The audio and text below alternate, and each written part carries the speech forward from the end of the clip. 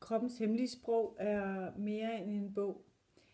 Det er en del af en ny sundhedsbevægelse, som opmuntrer folk til at tune ind i deres krop, og, og man kan lære at helbrede sig selv. Man skal være bevidst om nogle symptomer, man får. Og der er rigtig mange mennesker, som mærker de her tegn.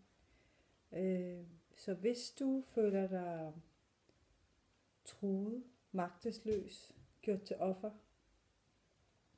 sårbar,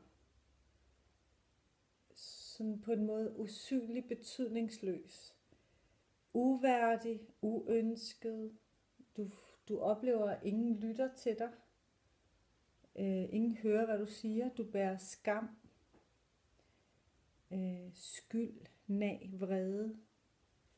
Du kan sådan være usikker på, hvordan og hvornår du skal sige nej. Det kender vi godt.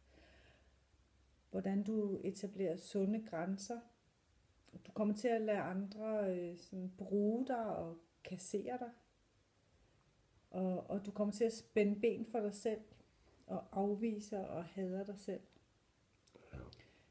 Hvis du genkender det,